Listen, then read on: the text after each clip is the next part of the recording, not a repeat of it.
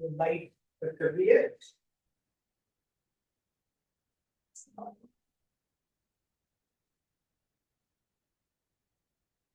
ठीक है फिर। परफेक्ट।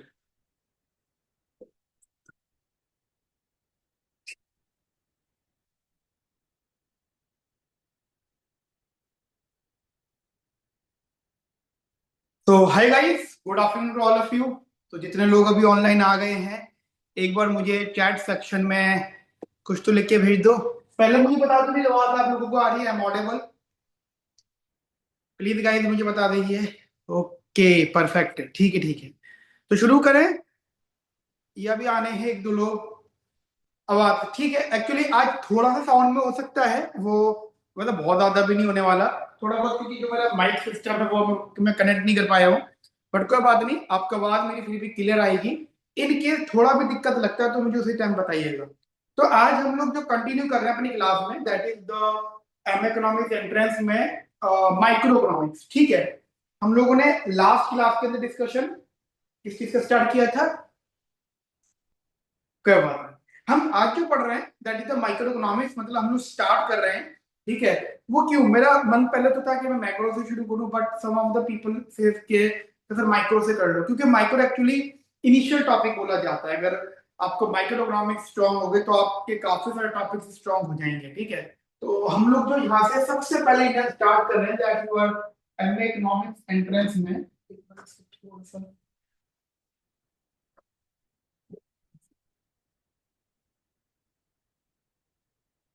दैट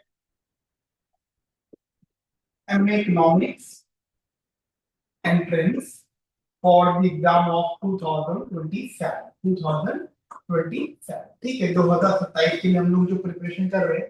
तो in from the today class I am starting the micro economics. ठीक है। So in micro economics we have generally four topics, right? हमारे पास चार ऐसे टॉपिक्स हैं जिन्हें हमें थोड़ा सा स्ट्रॉन्ग करना है। जैसे टॉपिक अगर मैं शुरू करता हूं तो पहला, सबसे पहला जो टॉपिक है दैट इज कंज्यूमर थ्योरी। ठीक है। Consumer theory. Consumer theory generally, no doubt, one of the most important part है, but from where you need to study.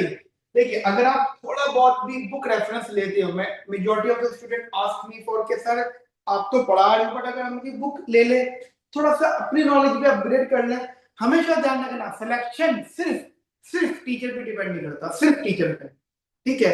आप लोग कहते हो कि सर मैं आईआईटी जैम जाना, आप लोग कहते हैं सर मैं आईएसआई जाना, आप लोग तो आईएफटी, एक और है इंस्टीट्यूट बड़ा अच्छा है, जैसे आईएफटी एक अशोका इंस्टीट्यूशन है। ठीक है। एक है सीडीएस, सेंट्रल डेवलपमेंट स्टडीज, सुना उसके बारे में कभी?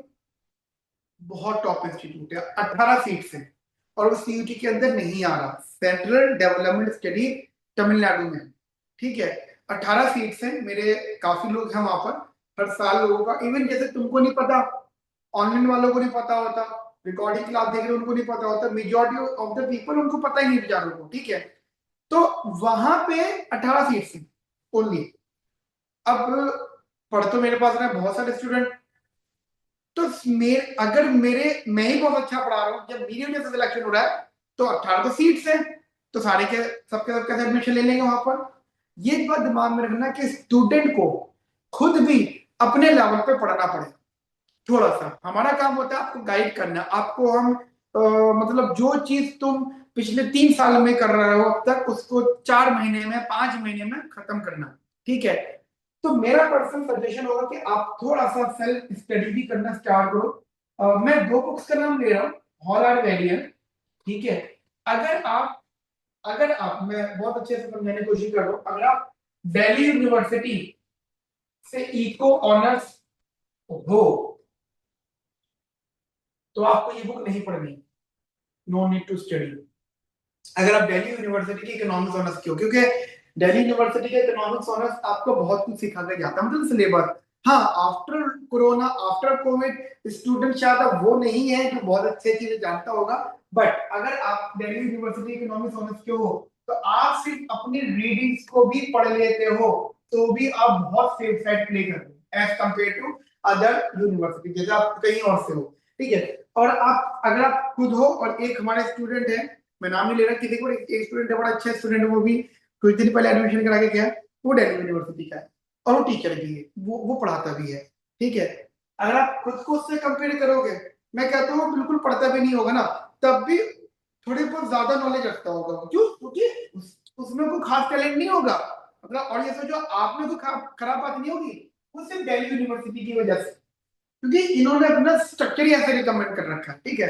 तो अगर आप इको ऑनर्स से और दिल्ली यूनिवर्सिटी के, तो क्या आप सिर्फ उनकी रीडिंग फोकस करो, दैट इट। अगर आप वहां के नहीं हो, मैं जनरल बता रहा हूँ, आप वहां के नहीं हो तो आपको हॉलर वेरिएंट प्लस वहां के हो और तब भी कुछ नहीं आता, तो फिर आप यही फॉलो करो हॉलर वेरिएंट का, generally chapter number 2 to 6, chapter number 8, 9 और 10, ये स्टडी करना है। और ये बहुत इजी बुक है, मतलब हॉलर वेरिएंट 8 एडिशन, 2 एडिशन बहुत फेमस है इसके हमारे सिलेबस में, एक थर्ड एडिशन है बट आपको 8th एडिशन देखें, ठीक है, इंटरमीडिएट नाम है उसका। सेकंड बुक होती है स्नाइडर स्नाइडर एंड निकोलसन, उसका चैप्टर नंबर 2 to 6 पढ़ना है सिर्फ, ठीक है। देखो ये जो बुक है, that book is purely theoretical, ये आपको थोड़ी सी थ्योरेटिकल है, ठीक है, आपको थ्योरी की नॉलेज बहुत अच्छी देगी। और ये जो बुक है, ये आपका थोड़ा सा डेरिवेशन नॉलेज, डेरिवेशन, थोड़ा सा एप्लीकेशन, ठीक है, एप्लीकेशन, या जनरली बोलो तो थोड़ा सा न्यूमेरिकल नेचर वो आपको प्रोवाइड करे, ठीक है। मतलब तुम ऐसा मान लो कि आपने मार्वल्स की मूवी देखी है, एवेंजर्स वगैरह, उसके जो सबसे लोएस्ट सबसे खराब वीएफएक्स भी होता होगा ना, उसका भी लेवल ये होगा, है ना।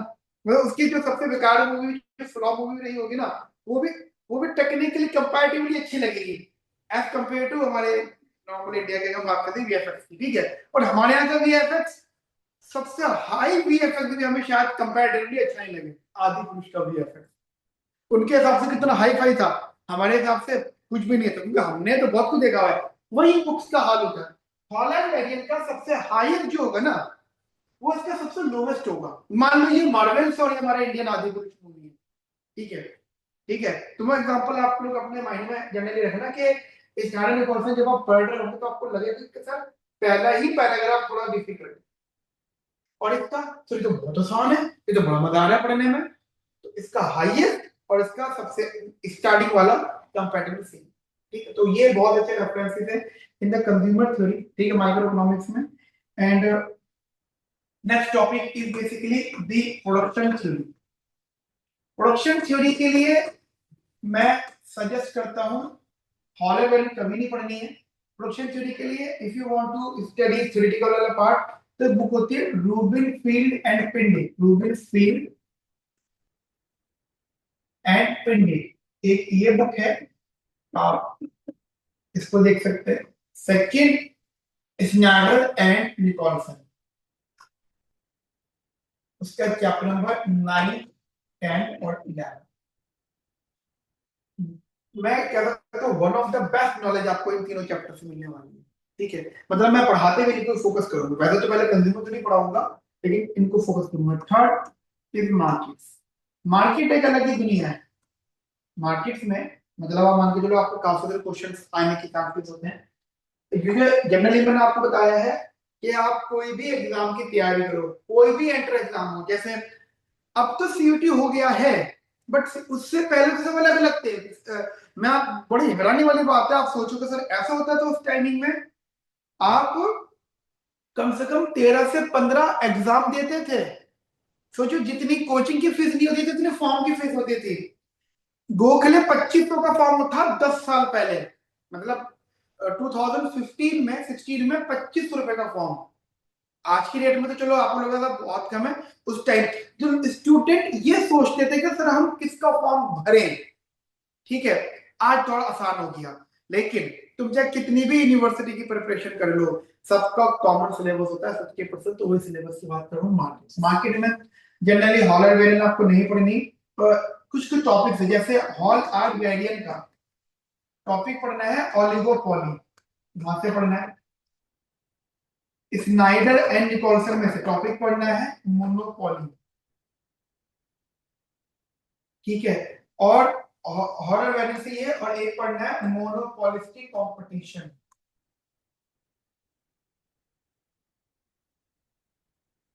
ठीक है। और स्नाइडर निकोलसन से पढ़ना है मोनोपोली।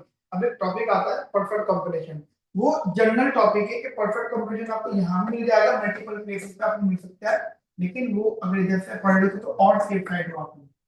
ये दोनों रेफरेंसेस आपके लिए बेस्ट है, ओलिगोपोली और मोनोपोलिस्टिक कंपटीशन, और स्नाइडर निकोलसन मोनोपोली और परफेक्ट कंपटीशन, ठीक है। ये ये वो रेफरेंसेस है जो आपको अपने एंड पे स्ट्रॉन्ग रखने हैं। मैं जो पढ़ाऊंगा 4-5 बुक्स का कंटेंट मिक्स करके पढ़ाऊंगा, मतलब तुम चाहो तो कर लेना, तुम नोट्स उठा के देखना, और तुम्हें अगर कंटेंट मिल जाए, नहीं मिलेगा एक बुक से, अलग अलग बुक्स आपको यहाँ पर पढ़ने को मिलेंगी। फोर्थ टॉपिक है जर्नल इक्विलिब्रियम।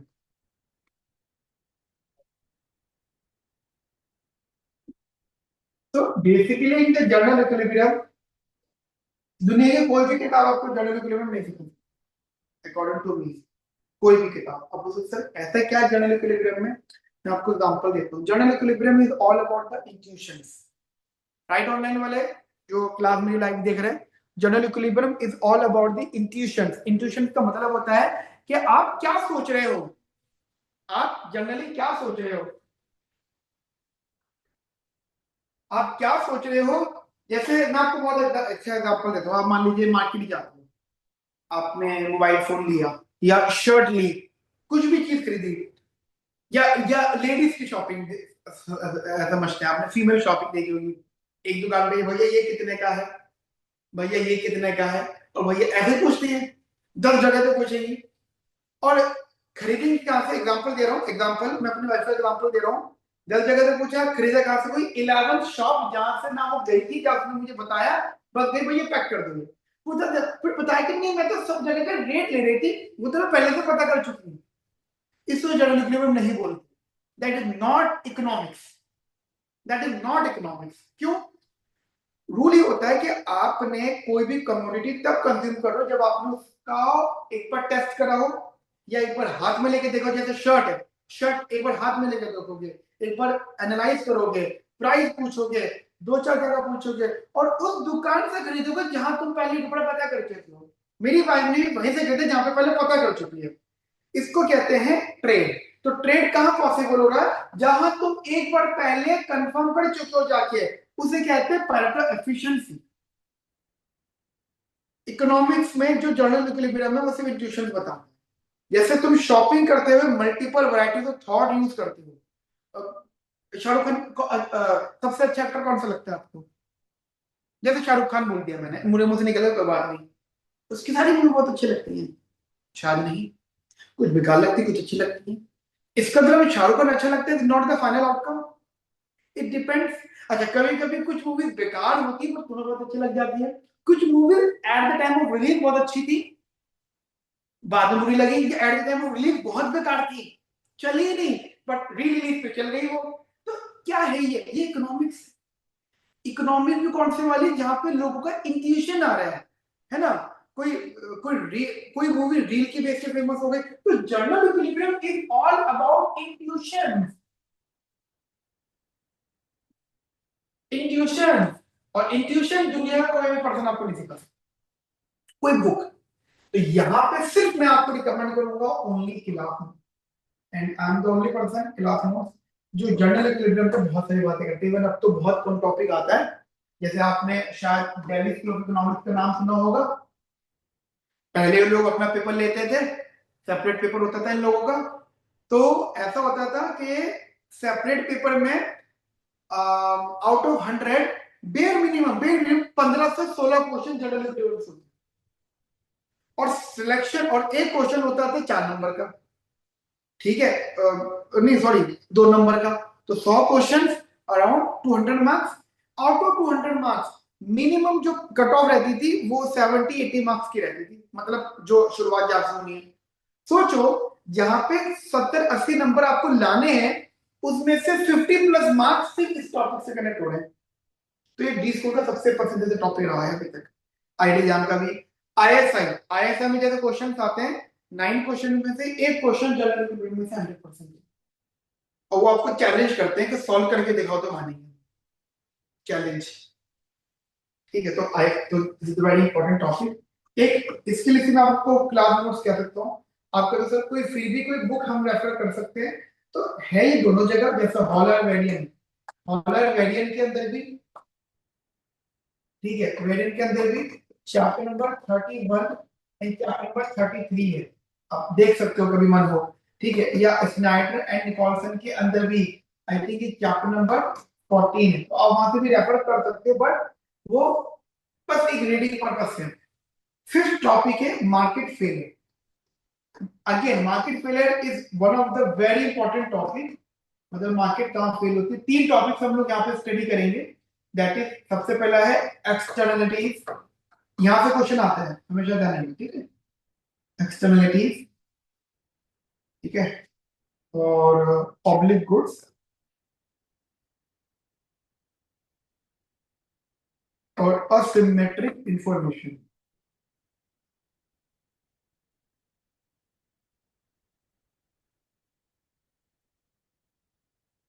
असिमेट्रिक इंफॉर्मेशन, ठीक है। So there are generally 3 topics. इसके लिए हॉलर हॉलर वेरिएंट आप रीड करते हैं, बस इतना काफी है। तो दीज आर दी 5 टॉपिक जो आपकी माइक्रो इकोनॉमिक्स के अंदर है। तो मेरे मिनिमम मान के चलिए जो हमारा सबसे इंपॉर्टेंट, सबसे ज्यादा जो टाइम खर्च होगा वो कंज्यूमर थ्योरी पे होगा, क्योंकि कंज्यूमर थ्योरी बेस है। अगर आपने बेस स्ट्रॉन्ग कर लिया तो अब वन साइड हो जाओगे, ठीक है। फिर मार्केट में जनरली आप थ्योरेटिकली सीखोगे ज्यादा, प्रोडक्शन में थोड़ा न्यूमेरिकल, और सबसे कम सब में इस वाले टॉपिक को लेकर, क्योंकि इनकी सिर्फ अंडरस्टैंडिंग करनी है। एग्जाम में क्वेश्चन इंट्रो वाला आता है, ठीक है। तो हम लोग जो सबसे पहले शुरू कर रहे थे कंज्यूमर थ्योरी। कंज्यूमर थ्योरी में हमारा जो मेन डिस्कशन स्टार्ट होता है, दैट जो होता है, हमें पता है, एक टर्म यूज करो, the term name is the optimization. Optimization, so according to you what do you mean by optimization? Optimization मतलब क्या होता है?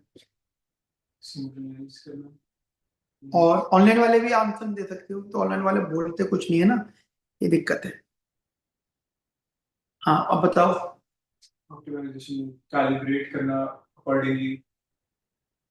और जब आप यहाँ पे आए थे दिल्ली, तो आपने पीजी सर्च कर रहे थे, तो ऐसा तो नहीं, इवन कोचिंग में सर्च कर रहे थे, कोचिंग में डेमो भी ले लिया आपने, सब चीजें देख ली, चलो कोचिंग को बात तो अलग करते हैं, पीजी को समझते हैं।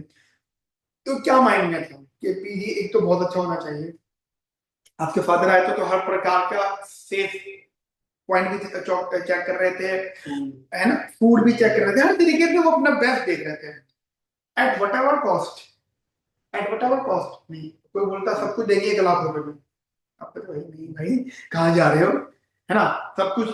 तो क्या माइंड में था, we want a maximum things, और मैक्सिमम थिंग का मतलब ये नहीं मुझे बिल्कुल वही चाहिए, बहुत हाई पे नहीं, जहां पे मेरी यूटिलिटी हाईएस्ट है, ठीक है, but with the given budget constraint.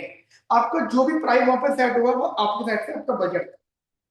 तो ऑप्टिमाइजेशन में you are talking about your optimization का मतलब सिर्फ यूटिलिटी मैक्सिमाइज करना नहीं होता, तुमने इसी सेम टाइम में अपनी यूटिलिटी मैक्सिमाइज भी करी है, और प्लस अपना बजट भी मिनिमाइज करा, कम से कम खर्चे में ज्यादा ज्यादा चीजें मिल जाए। पहली बात चीज को हम कहते हैं डियोलिटी। डियोलिटी, डियोलिटी का मतलब होता है कि at the same time you are talking about both things, ठीक है। अब ऑप्टिमाइजेशन में 2 चीजें होती हैं। नंबर 1 थी, you are maximizing the utility. हो सकता है कि आप अपनी यूटिलिटी को मैक्सिमाइज करो, एंड मिनिमाइजिंग कॉस्ट। ध्यान रखना, इकोनॉमिक्स में अगर ये दोनों चीजें एक साथ होती तो ड्यूअलिटी कहते हैं ऐसे, ठीक है, एक साथ होती है, तो अदरवाइज अलग अलग होती है।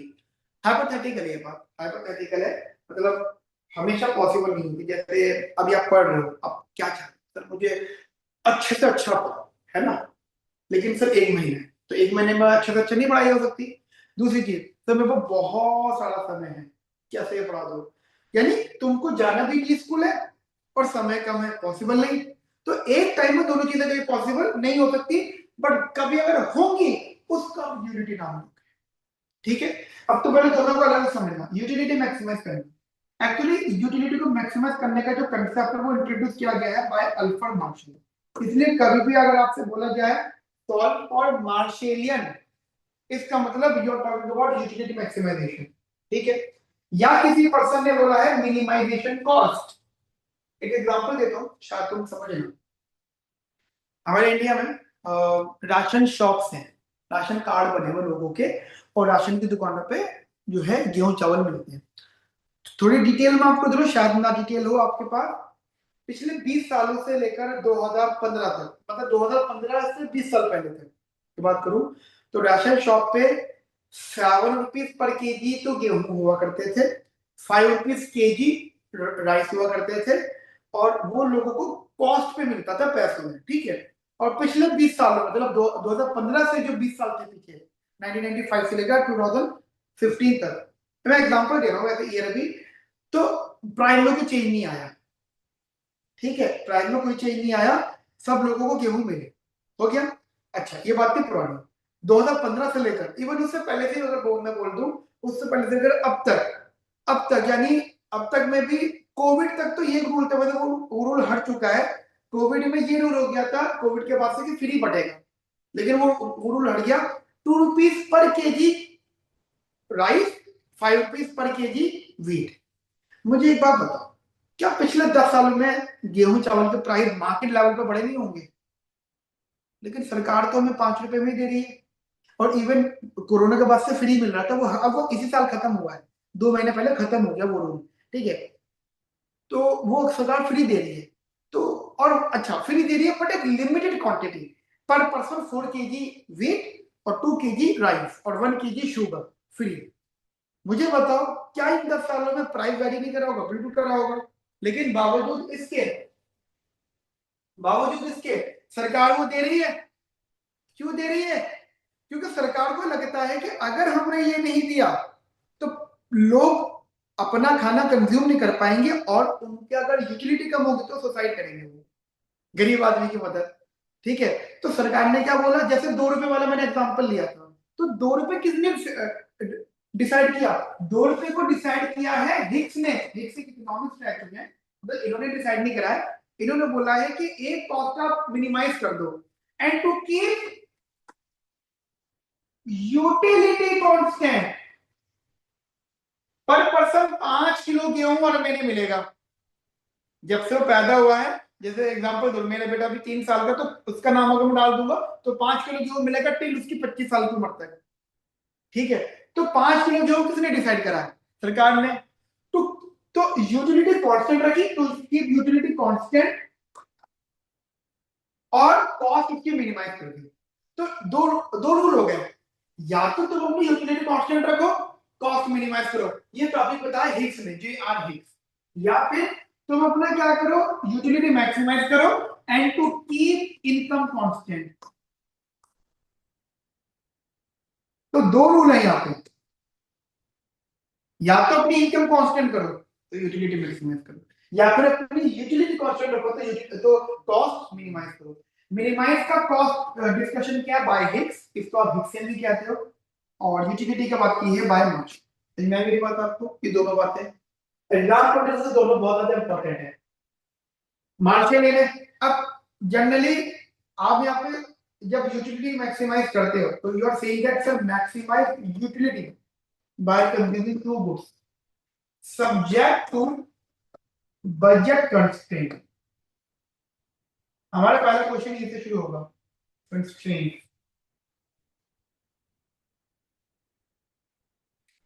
हम अगर यहाँ पे इसको सॉल्व करके डिमांड निकालते हैं, तो demand is a function of what? Pricing and income. Demand is a function of what? Pricing and income.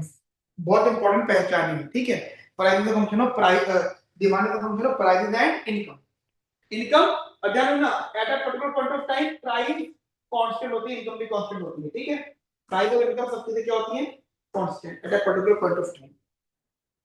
मतलब अगर आप कह रहे हो सर मैंने वो चीज खरीदी है, आज खरीदी, तो आपने एक कांस्टेंट इनकम है आपका, जैसे मंथली आपके फादर आपको कुछ खर्च दे रहे हैं, तो मार्केट में प्राइस है, तो अभी के लिए आप चीजों को कांस्टेंट मानोगे, ठीक है, और अपनी यूटिलिटी को मैक्सिमाइज करोगे with a given budget constraint. एक टाइम ऐसा आएगा जब तुम खुद कमाओगे, तो क्या होगा कि सर अब यूटिलिटी कांस्टेंट है, क्या यूटिलिटी कांस्टेंट है कि हाँ बस ये रहना है, जैसे पीजी, अब पीजी का यूटिलिटी कांस्टेंट हो गया है ना, एक फिक्स अमाउंट पे जा रहा है, ठीक है।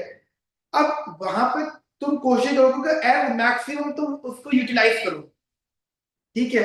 और दूसरी चीज में अगर ये होता कि कॉस्ट मैटर करती, तो तुम्हारी यूटिलिटी कांस्टेंट होती, फिर तुम कॉस्ट मिनिमाइज करते। जैसे यूटिलिटी क्या थी तुम्हारे यहाँ पे, रहना है, और एक मिनिमम बेसिक नीड्स है वो रहना है, तो तुम सर्च क्या कर रहे थे, तो वो सब कुछ मुझे किस चीज में मिल गया है, एट लोवेस्ट कॉस्ट। ये टॉपिक बताया था, ठीक है।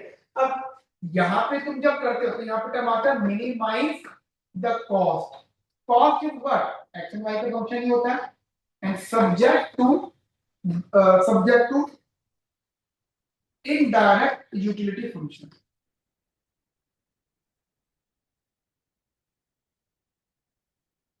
Indirect utility function constant utility को बोलते हैं। और जब तुम इसकी डिमांड सॉल्व करोगे, जैसे तुमने एक्स वाई यहाँ पे सॉल्व किया, वट एवर द सॉल्व तो हम करेंगे, एक्स को यहाँ पे सॉल्व करोगे, सो this is the function of pricing and constant utility, pricing and constant utility. Okay with it, फर्क समझ में आया कुछ? ये किसका फंक्शन है, इनकम का, और ये किसका फंक्शन है, यूटिलिटी का। इस वाले केस में इनकम कांस्टेंट है, इस वाले केस में यूटिलिटी कांस्टेंट है। प्राइसिंग दोनों में, यहां भी प्राइस कांस्टेंट है, प्राइसिंग दोनों में, ठीक है। इसी के लिए नोट कर दो फिर आगे।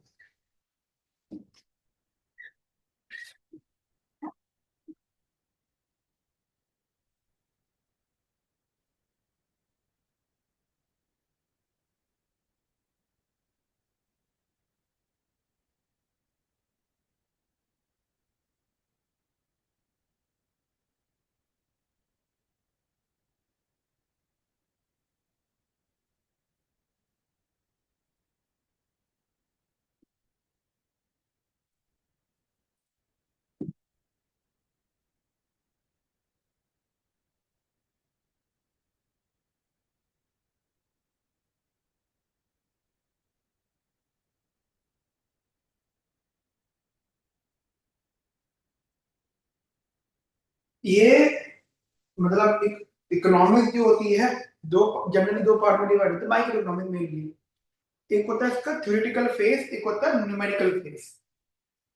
थ्योरेटिकल फेस जनरली बुक्स होती है, न्यूमेरिकल फेस होता है जो पूछा जाता है एग्जाम। अब नोट भी करते हो, मैं बोल भी रहा हूँ, एग्जाम में दोनों प्रकार के क्वेश्चंस होते हैं। हाँ, in the CUET more about theoretical part, but whenever we talk about other exams, मैं तो अपने एग्जाम की बात करूं जो हम लोगों ने दिया था एग्जाम, कभी मौका मिले तो दिल्ली स्कूल ऑफ इकोनॉमिक्स का, तो जो आप लोग सपना देखते हो डीएससी जाने का, ध्यान रखना डी स्कूल जाने का सपना में आप डी स्कूल के पहले के पीवाईक्यूज को भी एक बार देखना, क्योंकि जैसे वो पूछते थे, मास्टर उनकी आज भी ऐसी ही है, मतलब मास्टर लेवल पर जाके बहुत गैप मिलेगा आपको, बहुत गैप। उसका मतलब यही है कि डिफिकल्ट है भाई, बड़ी यूनिवर्सिटी है, अच्छा पूछती है, अच्छा पेपर बनाती है फर्स्ट ईयर के, ठीक है।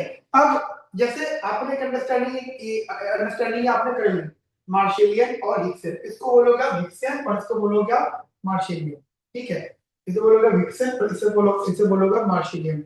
दो बातें आपने मेरे साथ में सीखी है। अब जैसे कि सबसे पहले बात दिमाग में रखो, यहाँ पे टर्म यूज करा है हमने, दैट इज बजट कंस्ट्रेंट, ठीक है। फिर यहाँ पे बात होती है यूटिलिटी, और या फिर एक ही बात है, यहाँ का बजट कंस्ट्रेंट, यहाँ की कॉस्ट होती है, ठीक है। बजट कंस्ट्रेंट का मतलब क्या होता है, अच्छा बताओ, कंस्ट्रेंट हम लोग बहुत बार बोल देते हैं बातों बातों में कि ये लिमिटेड चीज है, लिमिट को कंस्ट्रेंट कहते हैं, कंस्ट्रेंट सेट कर लिया, तो बजट कंस्ट्रेंट इसलिए यूज कर रहे हैं क्योंकि वो गिवन है, ये हमेशा गिवन होगा, तो जो चीज गिवन होती है वो कंस्ट्रेंट होती है, गिवन होती है मतलब वो फिक्स होती है या वो कांस्टेंट होती है, ठीक है। हम इसको पहचान के तौर पर बता रहा हूं, पहचान, ठीक है। और जो चीज मैक्सिमाइज हम कर रहे हैं या मिनिमाइज कर रहे हैं वो वैल्यू निकालनी होती है, ठीक है।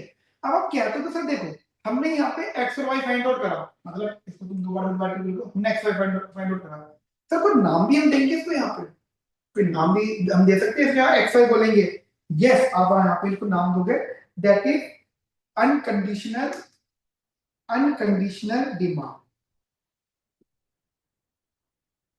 इसको आप अनकंडीशनल डिमांड बोलोगे और इसको आप कंडीशनल डिमांड बोलोगे। अगर एग्जाम मैं आपको बताना चाह रहा हूँ कि एग्जाम में क्या पूछा जा सकता है, कंडीशनल डिमांड। अगर कहते हैं कि डिराइव कंडीशनल डिमांड या सॉल्व फॉर कंडीशनल डिमांड, इसके मतलब they are talking about minimum cost. अगर कहते हैं डिराइव अनकंडीशनल डिमांड, इसका मतलब they are talking about utility maximization, ठीक है। मतलब मैंने आपको शुरू में थोड़ा सा एडवांस लेवल चीजें दिखा दी तो न्यूमेरिकल बेस, अब हम लोग यहाँ से थोड़ा सा इजी वे से शुरू करेंगे, ठीक है। अब यहाँ पे देखो IUF इनडायरेक्ट यूटिलिटी फंक्शन, ये क्या होता है, ये आपकी कांस्टेंट यूटिलिटी होती है। अब जैसे कि मैंने आपको बताया कि हिग्स है, जैसे सरकार ने डिसाइड कर लिया कि इतना हमें मिलेगा ही मिलेगा, ठीक है, इतना जैसे राशन इतना मिलेगा, ठीक है। ये हिग्स ने बोला था कि आपको क्या करना है, इकोनॉमी में महंगाई का इंपैक्ट गरीब आदमी पे ना पड़े, गरीब आदमी पर ना पड़े। वो कौन देगा खर्चा, सरकार देगी। सरकार, जब हम लोग देखते हैं करप्शन, करप्शन का मतलब क्या होता है, अच्छा करप्शन का मीनिंग क्या होता है जो हम गवर्नमेंट सेक्टर में देखते हैं, चार्ज ज्यादा करना, मतलब हमें कभी कभी रियलाइज होता है कि जो चीज सस्ती थी वो बहुत महंगी चार्ज हो रही है। जैसा अभी एक नया करप्शन देखने को मिला, जो हमारी गवर्नमेंट रेलवे जो है, रेलवे वाला, वहां पे जो चादर है ना उसमें भी करप्शन मिल गया, वो देखने को, कभी ये न्यूज देखी है आपने। हमारी जो एयर कंडीशन रेलवे वो होता है, बर्थ होती है, ठीक है, जो एयर कंडीशन बर्थ होते हैं, कोच होते हैं, उसका जो एयर कंडीशन है उसको 18 पे सेट करते हैं। अच्छा हमारे घर में कितने बड़े स्मार्ट है, शायद 18 पे कभी करते नहीं, हम 24 के ऊपर ही रखते हैं। मतलब जो बिल दे रहा है उसकी बात कर रहा हूँ मैं, क्योंकि हमें पता है वो लोग क्या करते हैं, 18 पे करते हैं। 18 पे क्या होता है, सर्दी लगती है, तो जब सर्दी लगती है तो we need some blanket type, है ना, कुछ चाहिए भी ओढ़ने के लिए, तुमने ओढ़ने के लिए चादर ली, और मोस्टली वो सफेद चादर होती है। तो करप्शन बता रहा हूँ, लेवल ऑफ करप्शन, सफेद चादर होती है, और सफेद चादर जल्दी जल्दी होती है, तो यानी सेम टू उसका जुड़ना जरूरी है। यू बिलीव इतने की चादर नहीं होती जितने का वो उस पर डेली का एक्सपेंस है, वॉशिंग, ठीक है, एक बंदा आएगा उठा के लेके जाएगा पूरा प्रोसेस में। तो ये भी करप्शन देखने को मिला कि अगर वो AC 24 या 26 पे हो जाए, AC का टेम्परेचर उतना रखो कि ठुर ठुर नहीं, कांपो नहीं, इतना रखो, नॉर्मल रखो, 24 और 26 रखो, तो इतनी सर्दी नहीं लगेगी कि तुम्हें रजाइयां ओढ़ने की जरूरत पड़ेगी। आज की डेट में बहुत से लोग ऐसा करते हैं, इन जगहों पे आपको देखने को मिलेगा। सो this is the corruption. Concern ये है, इसने बोला कि अगर गरीब आदमी जो चीज पे सरवाइव कर रहा है, गेहूं चावल पे, राइस पे, अगर वो कमोडिटी महंगी होती है और उसकी जो यूटिलिटी होती है, यूटिलिटी हमेशा मिनिमम से शुरू होती है, मिनिमम से, मतलब अगर आपके कोई यूटिलिटी है तो अब अगली यूटिलिटी उससे अपग्रेड क्या होगी। जैसे आपके पास टू व्हीलर है, स्कूटी है, कोई गाड़ी, तो अब आप नेक्स्ट उसके अब क्या होगी, ये थोड़ी उल्टा हो गया, तो यूटिलिटी अब जाती है, हमने मान लिया। हिक्स ने बोला कि अगर इन्फ्लेशन होता तो उससे उनकी उनकी यूटिलिटी अफेक्ट ना हो, तो कीप यूटिलिटी कांस्टेंट, अब सरकार अपना कॉस्ट मिनिमाइज करे, ठीक है। तो इसलिए हम यहाँ पे इसको टर्म कहते हैं एक्सपेंडिचर। इसलिए आपने बहुत बार सुना होगा कि वो टेंडर निकलता है, टेंडर वर्ड सुना है, मूवीज में देखा है आपने, टेंडर देखा है। और फिर वो कहते हैं टेंडर में होता है क्या, टेंडर हाथ से निकल गया, क्यों, कि दूसरी कंपनी ने 1 रुपए कम प्राइस रखा अपना, सुना होगा आपने बहुत बड़ा डायलॉग। टेंडर क्या होता है, सरकार कहती है यहां से लेकर यहां तक का रोड बनना है, अब बताओ कौन सस्ते में बनाएगा, रोड क्लियर है, यूटिलिटी क्लियर है, सस्ते में कौन बनाएगा, तो कॉस्ट, तो ये कंसेप्ट है, ये टॉपिक इसने बताया, ठीक है। तो एक ही दिमाग में आप रखना, तो मैं अभी जो शुरुआत कर रहा हूँ टॉपिक एक्सप्लेन करना, वो बजट कंस्ट्रेंट से हम लोग शुरू करें, ठीक है। तो हेडिंग हम लोग लिखते हैं generally budget constraint.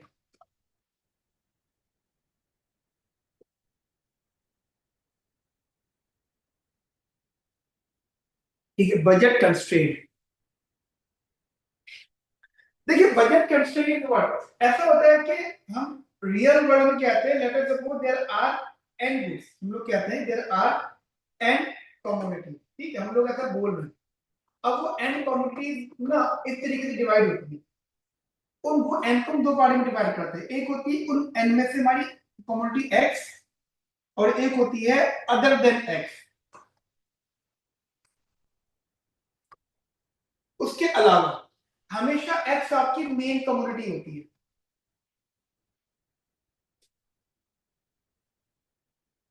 Main commodity होती है, और अदर जो होती है उनको आप कंपोजिट नाम देते हो। मैं आपको बहुत अच्छा एग्जांपल देने की कोशिश कर रहा हूँ। अब दिल्ली में आए हो रहने, ठीक है, तो in the Delhi you are talking about generally what, आप सिर्फ एक बात कर रहे हो कि सर मैं यहाँ पे से दो चीजें कर रहा हूँ, मतलब दो चीजों में मेरा खर्च होगा, एग्जाम्पल एक आपकी कोचिंग के लिए और दूसरा पीजी के लिए, है ना। तो मेरे ख्याल से कोचिंग की मेन कमोडिटी है ना, और ये अदर हो गए। अब सोचो यहाँ पे सिर्फ तुम क्लास के पर्पज से हो, मतलब तुम्हें क्लास चाहिए, बट अदर देन मतलब पीजी में आपको वहाँ पे स्टे रहना, खाना पीना, फूड, लॉन्ड्री वगैरह, ठीक है, और वाईफाई और वाटर, अच्छा साफ सुथरा पानी है, सारी फैसिलिटी, कितनी सारी चीजों के लिए तुम एक ही पेमेंट दे रहे हो, कितनी सारी चीजें, तो उसे हम कंपोजिट कह सकते हैं। तो आपके लिए एंड कम्युनिटीज को मैंने दो पार्ट में डिवाइड कर दिया, एक कोचिंग मेन और एक अदर देन कोचिंग मतलब द पीजी कंपोजिट। पीजी आपकी सारी नेसेसिटी को फुलफिल कर रहा है, ये तो तीन चार नेसेसिटी है, फूड और क्लॉथ, रहना, इलेक्ट्रिसिटी है, वो कर रहा है, ठीक है। अच्छा इसके प्राइस को आप जनरली पी एक्स बोलते हो, इसके अच्छा हाँ इसको नाम दे देंगे वाई, कमोडिटी वाई बोल देंगे, वाई कमोडिटी मतलब composite, Y other than X, ठीक है, इसके प्राइस को हम पी वाई बोल देंगे।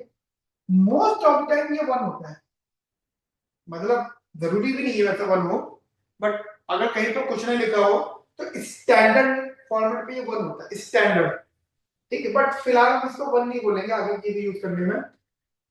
अब होता क्या है कि टॉकिंग अबाउट कैसा रहता है कि हमने कोई एक्स कम्युनिटी कंज्यूम करी, उसका प्राइस पे किया पी है द कोचिंग, ठीक है, हमने सर वाई कम्युनिटी कंज्यूम करी, उसका प्राइस पे किया वाई, हमने दोनों को ऐड किया, so this is what, this is my expenditure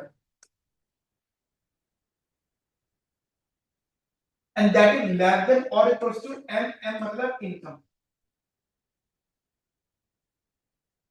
less than or equals to m, m मतलब income, मतलब एग्जांपल दे रहा हूं कि this is the expenditure side coaching और अदर देन थिंग, और ये मैक्सिमम उतनी होगी जितने आपके पापा अफोर्ड कर सकते हैं, आपके पापा आपको दे रहे हैं, अफोर्डिंग मतलब ये नहीं कि गरीब नहीं, भाई पैसा बहुत है बट मुझे देख के खर्च करना है कितना, तो उन्होंने आपको मान लीजिए एक अमाउंट दिया, अमाउंट जेड दिया, ये एम अमाउंट दिया, तो वो एम अमाउंट इनकम हो गई आपकी, आप परचेस के बराबर कर सकते हो, मतलब मैक्सिमम, अदरवाइज आप इसके बिलो हो, ठीक है। तो टेक्निकली दिस, ये इसको हम कहते हैं बजट इक्वेशन, या और आसान बोलो तो इक्वेशन की जगह कंस्ट्रेंट कह सकते हो। कंस्ट्रेंट इसलिए वर्ड आया है क्योंकि यहाँ पे आपने टर्म लगाया है ये इनइक्वालिटी, इनइक्वालिटी बहुत बड़ा रोल प्ले करती है, ये बताते हैं कभी आप इससे बियॉन्ड नहीं जा सकते, मतलब अगर आप डायमेंशन की बात भी करते हैं मेरे से, तो ये y है, ये अच्छा उल्टा कर दिया मैंने, ये ये y है, ये x है, और क्योंकि इक्वेशन प्लस में तो ये डाउन स्लोप पे नहीं, ठीक है। सोचो if you plot y zero, ये जीरो हो गया, तो P X is equal to M और less than equal to M, तो your X will be M upon में पी वन, तो ये हो गया एम अपॉन में P one, that x will be m upon में p1 और px, मतलब ये इक्वल टू इसलिए लिख लो मैक्सिमम है, बिलो जो लाइन होगी बिलो वो less than m by p1 हो गया px, मैं p1 बोलूं px बोलूं बात एक ही होगी, ठीक है, p1 और px एक ही बात होगी, ये जो होगा y equal to m upon में p2 या py एक ही बात होगी, ठीक है, py या p2 एक ही होगी, ठीक है। someone asked me about the slope of px upon में py और p1 अपॉन में, यहाँ तक की बात आपको समझ में आई। स्लोप, मैथ्स में कभी स्लोप सीखा है? स्लोप क्या होता है? आपको 11th में तो मैथ थी ना। स्लोप का मतलब क्या होता है? The change in Y axis upon change in X axis. Class 11 में टॉपिक सीखा था हमने कॉनिक सेक्शन। 10th में सीखा था स्ट्रेट लाइन। पढ़ा है कभी? ज्योमेट्री। चलो कोई बात नहीं। स्लोप का फॉर्मूला मैं आपको आज एक बहुत अच्छा गुण बताता हूँ, लाइफ टाइम आपको वो बात याद रहेगी। स्लोप, अच्छा स्लोप क्या होता है? डायरेक्शन। सीढ़ी देखिए, सीढ़ी यहाँ लगा दूंगा लेटर सीढ़ी, तो उसका स्लोप है। ठीक है, हम चल रहे हैं उसे थोड़ा वर्टिकल कर दो तो गिरने का डर आता है। बिल्कुल सीधा मैं दीवार भी नहीं कर सकता। अगर इस पे वो भी निकले होंगे तो, क्योंकि ये वर्टिकल इन शेप है, तो स्लोप डायरेक्शन को कहते हैं। ठीक है, ऐसा है या गिरता हुआ या बढ़ता हुआ, ठीक है। और डिटेल तो आगे जाके डिस्कस करेंगे इसके ऊपर। ठीक है, एक आगे फॉर्मूला बता रहा हूँ, स्लोप का भूलना नहीं। स्लोप ऑफ लीनियर, जो तुम्हारे लिए भी काम की है, लीनियर इक्वेशन। अच्छा, लीनियर किसे कहते हैं? लीनियर लाइन किसे कहते हैं? जो भी इक्वेशन होती है उसके ऊपर पावर क्या है? पावर अगर वन वन है तो वो लीनियर इक्वेशन बोली जाएगी। अगर पावर वन वन है तो वो लीनियर इक्वेशन बोली जाएगी। ठीक है, तो वो जो चीज सीख रहे हो ना, भूलना नहीं है। जो चीज आप सीख रहे हो वो कभी नहीं भूलना। क्या बोला मैंने? पावर वन वन है। ठीक है, हमेशा ध्यान रखना, coefficient of X axis variable upon coefficient of Y axis variable. Coefficient of X axis variable, coefficient किसे कहते हैं? जो साथ में होता है। तुम्हारे पास उस दिन कोफिशिएंट है क्योंकि आप जो मेन वेरिएबल आप और मेरे लिए, ठीक है, आपके पास है, आपके साथ आए थे, तो वो कोफिशिएंट है। ठीक है, तो अब जैसे इक्वेशन थी मेरे पास में, P X X P Y Y is less than equal to M. तो एक्स के साथ में पी एक्स है, वाई के साथ में पी वाई है, तो ये था that is P X upon में पी वाई। ठीक है, पी एक्स अपॉन में P Y, so this is the slope of the linear. ठीक है, अब यार स्लोप, ये ऑनलाइन वाले प्लीज ये थोड़ा ध्यान से चीजों को समझिएगा।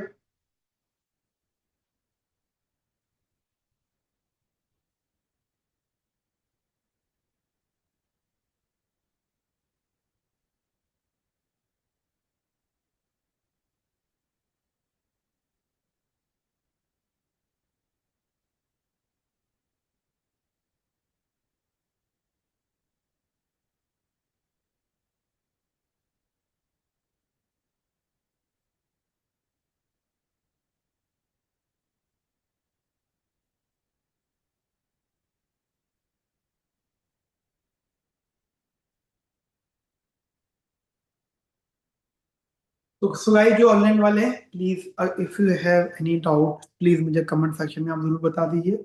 कमेंट सेक्शन में नहीं बता सकते तो जैसे पढ़ लिया, बाद में फिर एक बार मेरे साथ जरूर डिस्कस करना चाहिए अगर कहीं पर डिफिकल्टी आ रही है। ठीक है,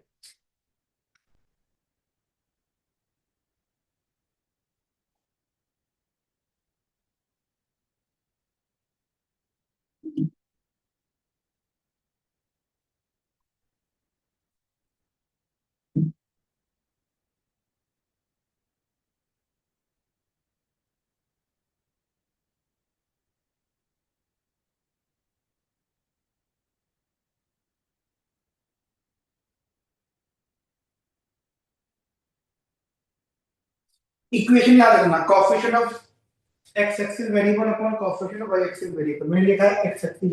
अब ये नहीं कहता कि हमेशा एक्स एक्सिस पे एक्स होगा, वाई पे वाई, बदल सकता है, ए बी भी हो सकते हैं, ए और बी। ठीक है, तो ये स्लोप और ये लीनियर लाइन का स्लोप का फॉर्मूला है। क्वाड्रेटिक का नहीं है, नॉन लीनियर का नहीं है, उसका फिर अलग होगा। थोड़ा मैथमेटिक्स पढ़ेंगे। ठीक है, वो आपको सर सिखाएंगे मैथमेटिक्स, थोड़ी सी बढ़िया तरीके से सिखाएंगे आपको। इतनी बातें नोट कर ली होंगी आपने। तो हमने अभी इक्वेशन बनाई है, बजट कंस्ट्रेंट बनाया है। ठीक है, और जो बजट कंस्ट्रेंट था मेरे पास में दैट इज व्हाट, वो था that is P X into X E Y into Y is less than और इक्वल्स टू एम। ये मेरे पास में budget equation, budget constraint. Slope मैंने आपको बता दिया, इसका स्लोप का फॉर्मूला हो गया पी एक्स अपॉन में पी वाई। ये इसका स्लोप है। डायग्राम अगर मैं आपको बता देता हूँ तो डायग्राम का ये होता है। तो this is x, this is, ये पैटर्न हम कभी बोलेंगे नहीं, ये हमें याद है। ठीक है, दो तीन चीजें होने वाली। अब कंसर्न ये होता है कि सर इसका जो ये वाला एरिया है, मान लीजिए दिस वन एरिया, ये वाला जो एरिया है, ये वाला जो एरिया है ये बिलो,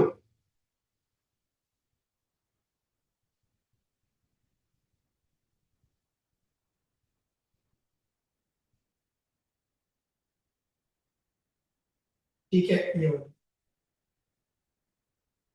ओके, ये क्या है,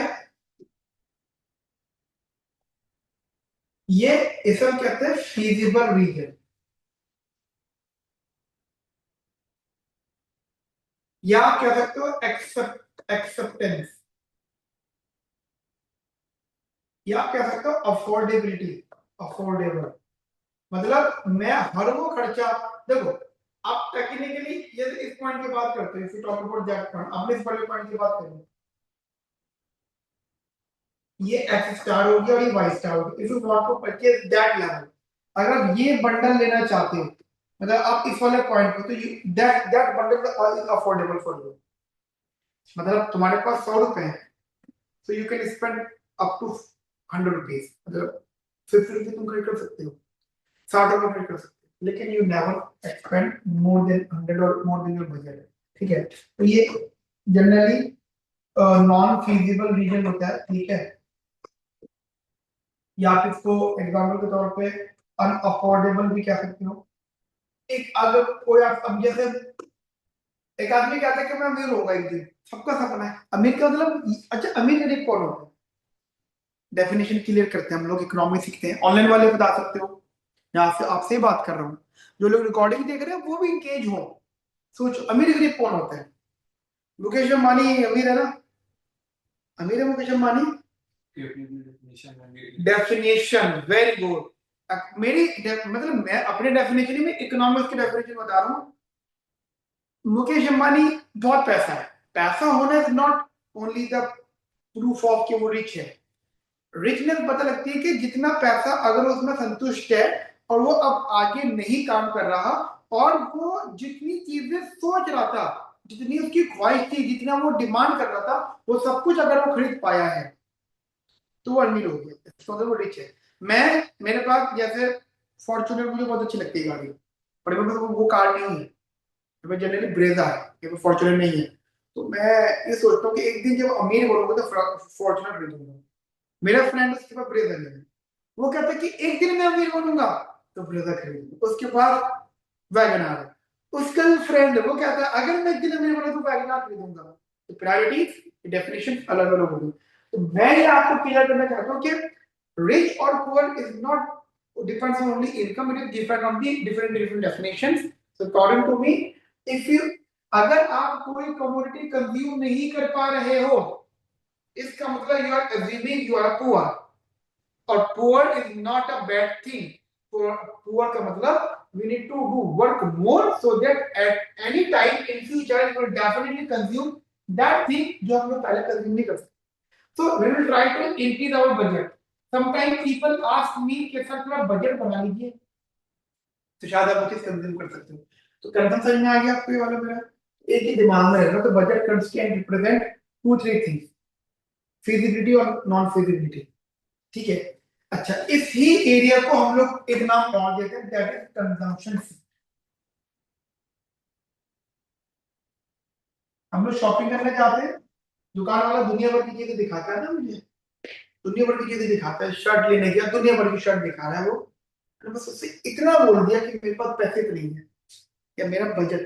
तो अब तो जमाना बदल गया, अब तो पूछते हैं बजट कितना है। ठीक है, तो जब मैं आपको बजट बताऊंगा तो जितने भी वो मुझे बंडल दिखाएगा वो मेरे कंजम्पशन सेट होंगे। कंजम्पशन सेट मतलब मैं जितना भी कंज्यूम करता हूँ तो इसी रीजन तक कर सकता हूँ, उससे हमारा बजट। ठीक है, तो ये एक बेसिक डेफिनेशन है। ये जो कर्व होता है ये नॉर्मल है, ये जो लाइन है नॉर्मल है। ये 4 प्रकार की हो सकती है। तो आप कह सकते हो टाइप्स ऑफ फ्लो। वो नोट कर लिया था, वो नोट कर लिया था, बिल्कुल साफ से नोट कर लिया। ये ऑनलाइन वाले भी प्लीज साफ से नोट करेगा आप लोग मेरे साथ में।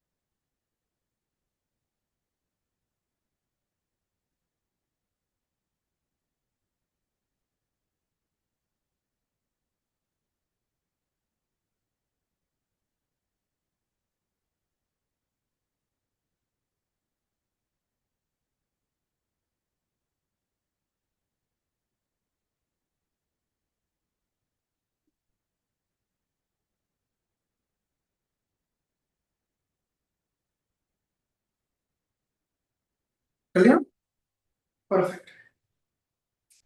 तो जनरली मैंने बताया आपको टाइप्स ऑफ फ्लो। देखिए पहले फ्लो को हम लोग जनरली मानते हैं एग्जांपल के तौर पे प्लेटर। प्लेटर का मतलब क्या होता है? प्लेटर का टेक्निकल मतलब होता है, जैसे मान लीजिए आपकी बजट इक्वेशन थी px into x p by into y is less than or equals to m। ये हमारी एक बजट कंस्ट्रेंट, ठीक है। और हमने यहाँ पे इसका डायग्राम बनाया that is x and y। ये मेरी बजट इक्वेशन है, ठीक है। और इस वाले पॉइंट को हम लोगों ने मान लिया दैट m अपॉन में p2 या py, p2 और py एक ही होता है, और ये मान लिया m अपॉन में p1 और px, ठीक है। अब हुआ क्या एग्जांपल के तौर पर कि फ्लैटर होने का मतलब price of good x increase करने लगा, ठीक है। अच्छा, फ्लैटर में उल्टा करता है, प्राइस ऑफ गुड एक्स कम होने लगा, जिसकी वजह से जो हमारा स्लोप था, स्लोप क्या था हमारा, that was px upon py, ये कम होने लगा, जिसकी वजह से हमारा पूरा स्लोप क्या हो रहा है, कम हो रहा है। सोचो कोई कमोडिटी सस्ती हो रही है, so according to the rule you are able to consume more। I think ऐसा हो सकता है, मतलब at a given budget constraint at a given income you are able to consume more, able to buy more, ऐसा कर सकते हो आप, ठीक है। तो आप क्या कर रहे हो, कह रहे हो ठीक है हमारे पास, हम जैसे पहले ये कंज्यूम कर रहे थे, मान लीजिए सर ये कम होने लगा, तो ये फ्रैक्शन बढ़ेगा, फ्रैक्शन बढ़ के आगे भी जाएगा, तो मान लीजिए इधर आ गया, तो ये आ गया m अपॉन में P X dash. Good Y का प्राइस वही का वही है, the price of good Y remains है, तो गुड बाय को तुम उतना कंज्यूम कर रहे हो, but now you are able to consume more of good X, so it means what, the budget will shift outward, shifting तो हो रही है, and this is known as a flatter budget constraint, ठीक है। Flatter budget constraint, flatter budget हमेशा कहते हैं ना, फ्लैटर का मतलब होता है स्लोप कम होगा। कहीं पर भी मैं अगर यूज करता हूं टर्म फ्लैटर, तो फ्लैटर मतलब px अपॉन में py डिक्रीज, ठीक है। कभी भी अगर आपको रेशियो कम होता हुआ देखा, अच्छा मुझे जब बताओ ये रेशियो कब कम हो सकता है, कब कम हो के चांसेस है, या तो px कम हो या py बढ़े। py बढ़, डिनोमिनेटर जब बढ़ता है तो रेशियो कम होता है, न्यूमरेटर जब कम होता है तो रेशियो कम होता है।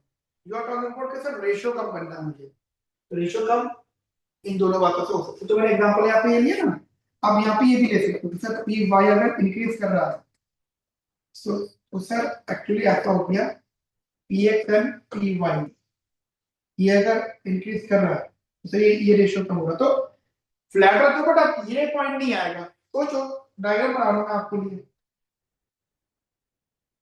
ये वाई है, ये वाई है, ये एक्स है, पहले वाला मेरा बजट कंस्टेंट ये वाला, मतलब एम अपॉन में पी टू, एम अपॉन में पी वन, ऐसे कुछ था ना।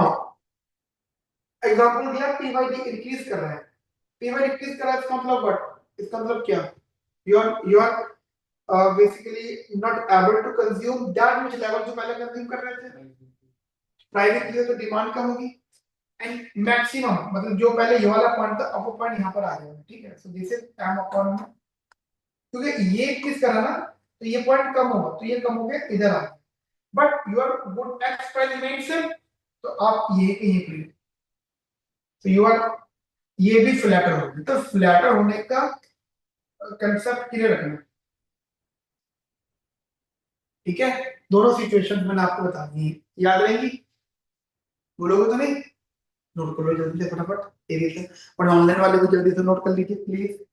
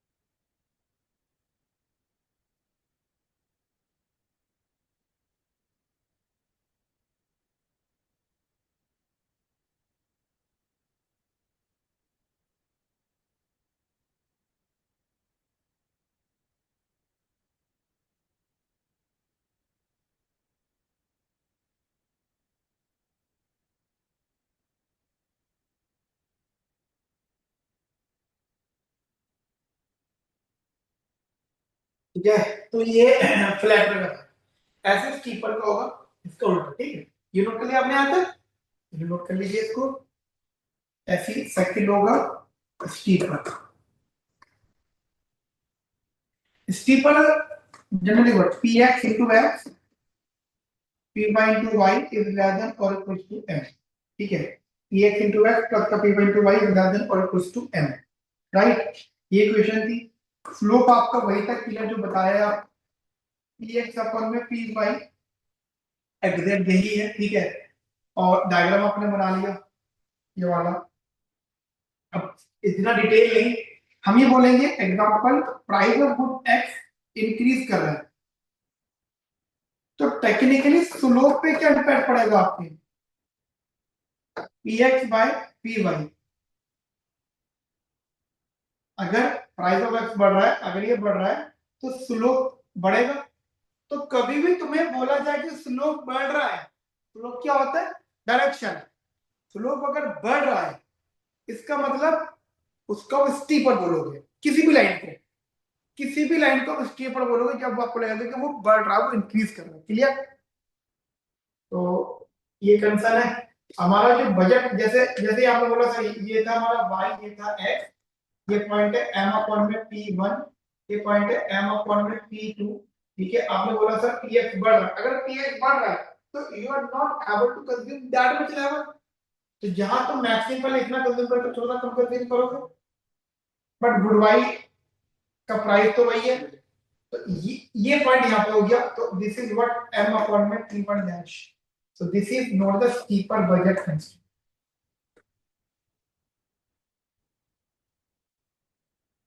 सही है मेरी बात आपको, इसी तरह से इसका दूसरा वाला पार्ट भी हो सकता है।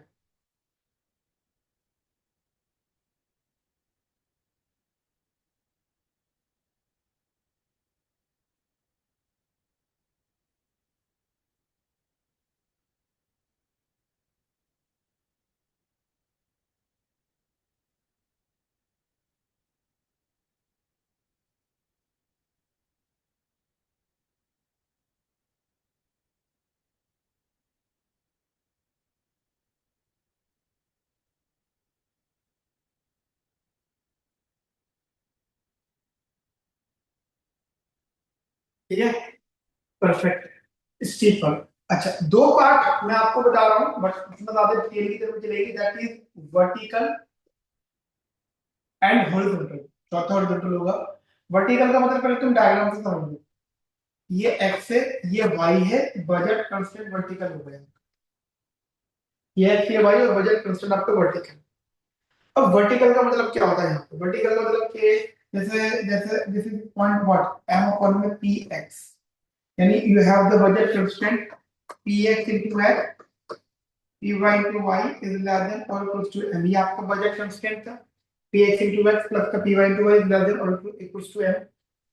आप ही बोल रहे हो कि सर हमारी ये वैल्यू कोई इंपॉर्टेंट नहीं है हमारे लिए, हमारा जो x है that x is always this and ये वैल्यू एग्जिस्ट नहीं कर रही।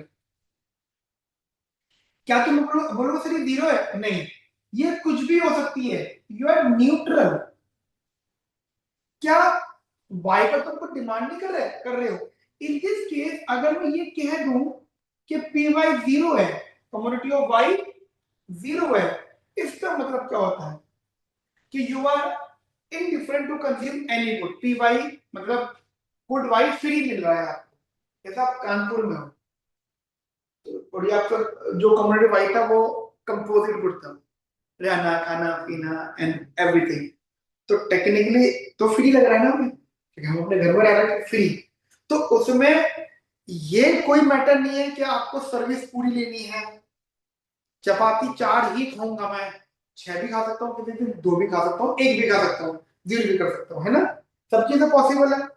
तो पॉइंट मेरा ये है कि वहां पे मुझे लगता है कि वो कमोडिटी का प्राइस जीरो है, एवरी फील्स के घर में हम जो भी कंज्यूम कर रहे हैं वो फ्री में मिल रही है, तो उस केस में वो चीज वर्टिकल होगी। फ्री गुड, हम sometimes say that good price is known as the free good which is impossible, क्योंकि जब तुम बाहर रह रहे हो तो पता लग रहा है कि कपड़े धोने के भी लोग पैसे ले रहे हैं, घर में कोई बात भी नहीं होती उस बारे में, ठीक है। फोर्थ होता है हॉरिजॉन्टल। अब हॉरिजॉन्टल का कंसर्न क्या है यहाँ पे? हॉरिजॉन्टल जैसे P X X, P Y Y is less than equal to M, ऐसा कुछ। Okay with it, P X into X plus P Y into Y is less than equal to M. अब जैसे मैंने यहाँ पे good Y का price zero बोला, जैसे आप डायग्राम बनाते हो, इसमें ये एक्स है ये वाई है, ठीक है ठीक है, तो अभी हॉरिजॉन्टल ऐसा बनेगा। तो ये indifferent that this point is Y equals to M upon में 3 2 and you are indifferent to consume any amount, तो in this case the P X equals to 0, मतलब फ्री है, ठीक है। पर ये एक्सेप्शंस है, बजट कंस्ट्रेंट कभी भी वर्टिकल हॉरिजॉन्टल नहीं हो सकती, फ्री गुड वाला कंसेप्ट नहीं है। हाँ कहते सर होता है तो भंडारा लगता है फ्री, बट भंडारा रोज नहीं है ना, सरकार सपोर्ट करे, बट सरकार जब तक चल रही तब तक सपोर्ट कर रही है। अब जैसे एग्जांपल कोविड में हम लोग जनरल गरीब आदमी को गेहूं चावल फ्री मिले थे, सबको पता है, ठीक है। कोविड टाइम बहुत बेकार पीरियड था, लेकिन वो रोक दिया है। दिल्ली में 2.5 लाख राशन कार्ड रोक दिए, 2.5 लाख लोगों, जो 2.5 लाख लोग गवर्नमेंट की दिए हुए राशन से अपना घर का किचन रन कर रहे थे, चला रहे थे और कमा रहे थे, कमा के वो बेसिक नीड दूसरी पूरी कर रहे थे, 2.5 लाख राशन कार्ड खत्म कर दिए। तो गवर्नमेंट रूल, तो दिस इज हाइपोथेटिकल, क्लियर है? यहाँ तक मेरी बात समझ में आ गई? नोट कर लिया? चलिए नोट कर लीजिए आप इसको यहाँ पर।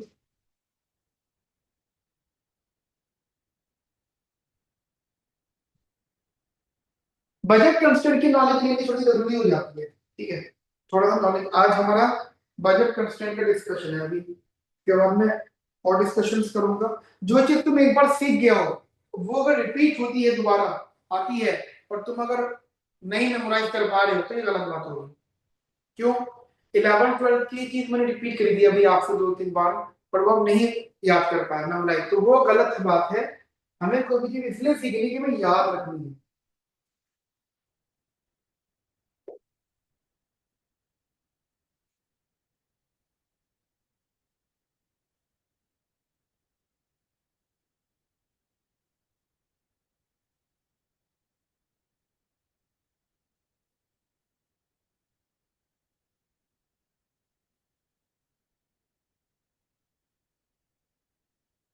ठीक है, क्लियर है मेरी बात आपको यहाँ तक? अच्छा तो बढ़िया से। उसके बाद का जो पार्ट हम लोग यहाँ पे देखेंगे दैट इज बड़ा इंपॉर्टेंट पार्ट है, that is change in slope. अब वो हेडिंग्स को ऐसे दे रहा हूँ, बट इसके अंदर चेंजेस लोग मेनली हम लोग यहाँ पे टैक्स एंड सब्सिडी की बात करते हैं। टैक्स या सब्सिडी दोनों एक ही चीज होते हैं, मतलब मैं इनको दोनों पार्ट में डिवाइड कर रहा हूँ, दोनों की एक ही चीज है, एक चीज प्लस है तो दूसरी चीज माइनस है। मान लीजिए गवर्नमेंट इम्पोज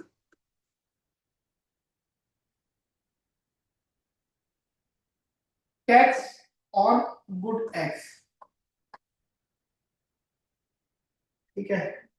अच्छा, tax and subsidy, tax on good X और tax on good X and similarly government impose subsidy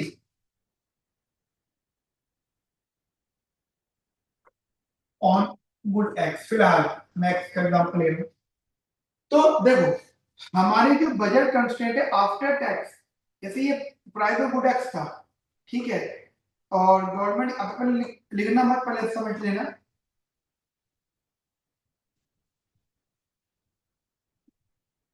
government ने टैक्स लगाया गुड एक्स पर, गुड एक्स पे फिलहाल हम एग्जांपल ले रहे हैं यूनिट टैक्स का। यूनिट टैक्स मतलब मान लीजिए मैंने एक पेन खरीदा, तो इस पेन पे एडिशनल टैक्स है ना। ये तो बोले नहीं गवर्नमेंट ने कि जो तुम 100 पेन लोगे तमाम आपको, या तुम्हारे पूरे खर्चे पे टैक्स नहीं। जब तुम कोई भी कमोडिटी खरीदते हो तो उस पर पर कमोडिटी टैक्स होता है।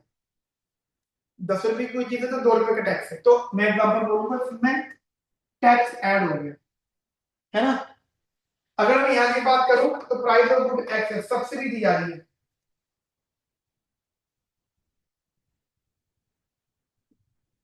सब्सिडी मतलब क्या होता है? गवर्नमेंट का इनिशिएटिव कंपैरिजन। कम प्राइस पे करना, for to raise the demand sometimes, ठीक है। तो यहाँ पे वो अमाउंट कम हो रहा है।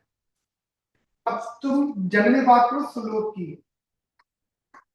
स्लोप हो गया इसका पी एक्स प्लस का टी अपॉन में पी वन, ये स्लोप होगा। स्लोप का फॉर्मूला क्या था? Coefficient of X axis variable upon coefficient of Y axis variable.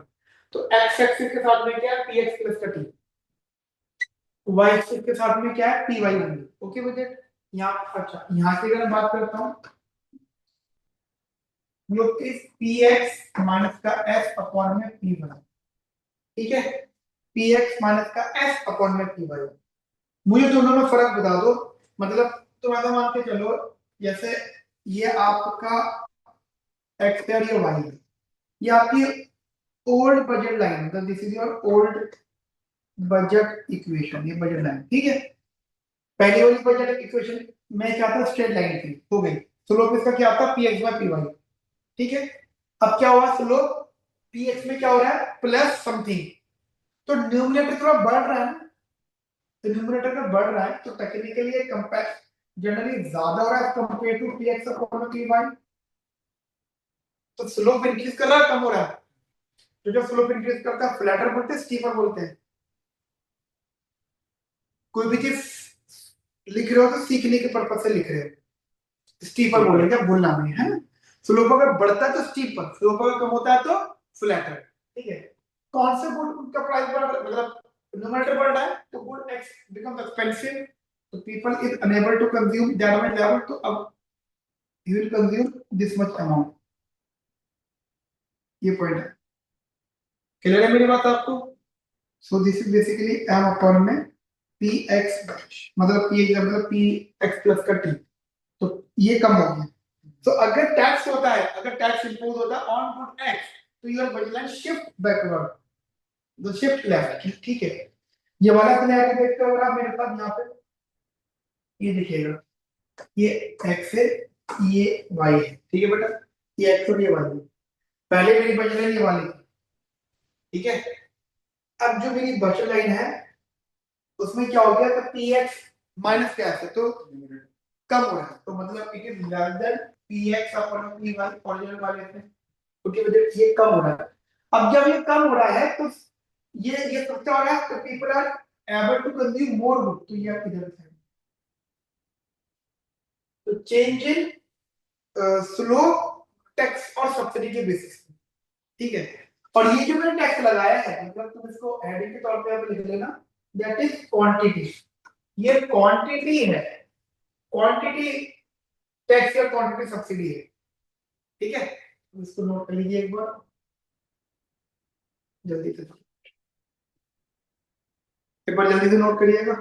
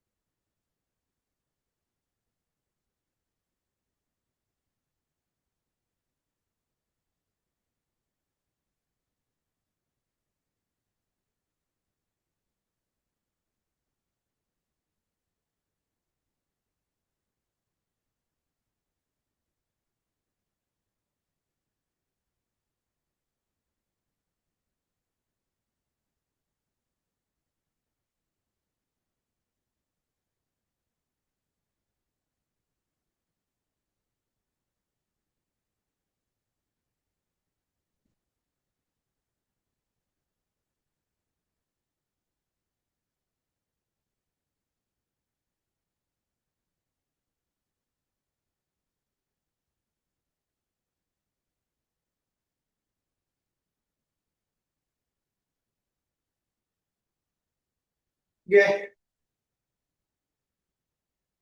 एक आगे बढ़ो, एक थोड़ा सा जैसे हमने क्वांटिटी टैक्स बोला है, ऐसे ही एक पार्ट हम लोग यहाँ डिस्कस करते हैं दैट लमसम टैक्स और लमसम सब्सिडी। ठीक है, लमसम टैक्स और सब्सिडी। ठीक है, लमसम टैक्स और लमसम सब्सिडी। ठीक है, सो देखो दोनों कंसेप्ट सिंपल रखो अपने माइंड में। यह कहते हैं लमसम टैक्स, तो that is P X into X, P Y into Y is less than मेरी बजट इक्वेशन थी। और आफ्टर लमसम टैक्स का मतलब होता है कि गवर्नमेंट ने आपसे टैक्स इंपोज किया है, that is known as income tax. That is known as, you can say that government impose the income tax. अब इनकम टैक्स का मतलब क्या होता है कि वो आपको रेस्ट्रिक्शन नहीं लगाने की, आप जो खरीदना खरीदो, आपने जो कमा के तो आप मुझे दे दो, मुझे देना चाहिए, तो लमसम टैक्स हो गया। अब होता क्या है कि इसकी वजह से हमारी जो बजट, जैसे मेरी पहले बजट इक्वेशन वाली थी, ये एक्टिव भाई, जैसे ये वाला था, पहले मैं ये इतना खरीद सकता था और ये इतना खरीद सकता था। अब गवर्नमेंट ने, जैसे ही मेरी बजट कॉन्स्टेंट थी, मैक्सिमम मेरी इनकम ये थी, अब गवर्नमेंट ने मुझसे पैसे ले लिए, तो it will shift parallelly inward. ठीक है, it will shift parallelly inward. अभी इनवर्ड क्यों? मेरे पास पहले मान लो 100 रुपए थे, अब 80 रुपए बचे हैं। तो अब कंसर्न ये, दोनों का प्राइस तो सेम है। What about the slope, px अपन में py, क्या गवर्नमेंट ने px से py पे कोई इम्पैक्ट डाला है? नहीं। स्लोप होता क्या है एक्चुअली? स्लोप हमेशा चेंज होगा px या py के चेंज होने की वजह से, हमेशा। क्या px py चेंज हुआ? इतनी स्टेटमेंट px py का बोला गवर्नमेंट ने, गवर्नमेंट को पैसे लेने थे, गवर्नमेंट ने बोला तुम चाहे जो खरीदो खरीदो, उस पर मुझे बात नहीं करनी है, इनकम में से px py रिमेन्स कांस्टेंट। तो ये स्लोप डजंट चेंज, ठीक है। सिमिलरली ये सब्सिडी वाले केस में भी होता है, P X into Y, P Y into Y is that equal to M plus का एस, यानी गवर्नमेंट इम्पोज सब्सिडी। तो जनरली होगा क्या, this is a budget constraint, ये एम अपॉन में पी एक्स था, ये एम अपॉन में पी वाई था, ये वाई है, ये एक्स है, तो your budget constraint will shift to right. ये तो परचेजिंग पावर तो कम हुई ना, तो क्या परचेजिंग पावर तो कम होगी। यहाँ पे, हाँ, हाँ परचेजिंग पावर कम हुई, इस आप उसकी डिमांड कम करोगे। मान लीजिए पहले आप ये कंज्यूम कर रहे थे, अब आप ये कंज्यूम करोगे, यू आर कंज्यूमिंग लेस। फॉर्मूले में m बाय p1 है, m कम हुआ है ना, m कम हुआ है ना, तो आप मैक्सिमम में मैक्सिमम ये, तो टेक्निकली इनकम कम होने की वजह से आप कम कंज्यूम कर रहे हो। We are talking about the slope, slope remains constant, ऐसे इधर outward shift, figure slope remains same. तो मैं मेरी बात, स्लोप रिमेन्स कांस्टेंट, क्लियर है। चलो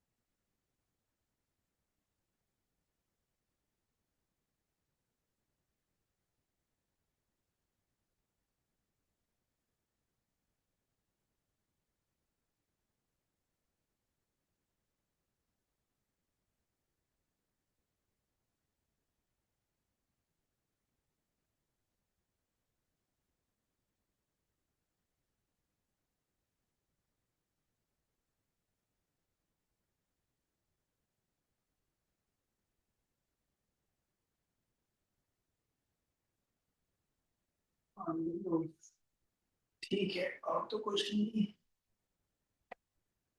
देखो फिलहाल तुम्हारे सिलेबस में एक हमने क्वांटिटी टैक्स बोला सबसे पहला बोला, दूसरा हमने बोला लमसम टैक्स, एक और होता है मतलब परसेंटेज टैक्स, ठीक है। बट वो ज्यादा इंपॉर्टेंट नहीं है, बट ये टैक्स आप लोग अपने माइंड में रखना। कंसर्न एक चीज और है, दैट बजट कंस्ट्रेंट में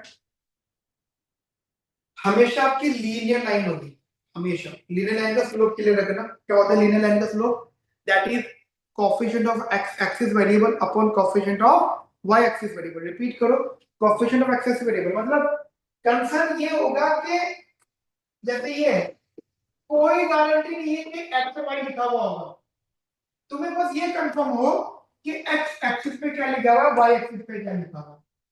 क्लियर, समझ में आगे मेरी बात।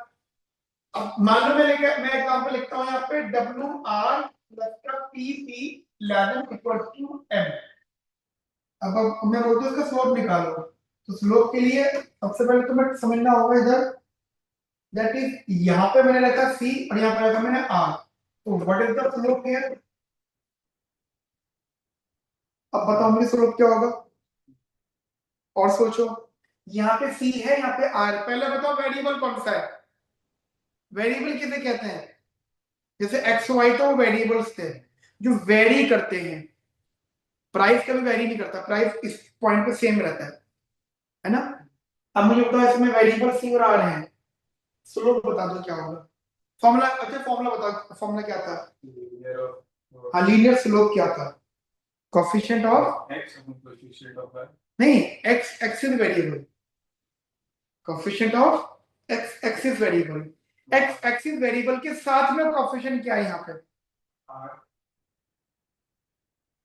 एक्स एक्सिस के साथ में, एक्स एक्सिस पे वेरिएबल आर वेरिएबल है, इसके साथ में क्या है? आर के साथ क्या है? डब्ल्यू। सी के साथ क्या है? P this is the proof ना। मैं तुम्हें समझाना चाह रहा हूँ, तुम देखो यहाँ पे क्या लिखा हुआ है, इनके साथ में जो है, इसके साथ में जो है, उसको आप बोलोगे कोएफिशिएंट। ठीक है, तो ये चीज आप लोग रखो। आज के लिए हम लोग इतना रखते हैं, ठीक है। तो आज के लिए इतना रखते हैं। कल की क्लास जो होगी उसके अंदर we start the utility maximization problems. हम लोग कल यूटिलिटी से शुरू करते हैं फर्स्ट क्लास में, ठीक है। तो आज के लिए हम लोग इतना रखते हैं। ऑनलाइन वाले बच्चे कोई डाउट किसी बच्चे को आप नोट कर लो, मतलब ये अंडरस्टैंडिंग थी। वैसे कोई डाउट किसी स्टूडेंट को? चलिए ठीक है, मिलते हैं कल। तब तक मैं ध्यान रखो, ख्याल रखो, have a nice day, thank you, bye bye, take care.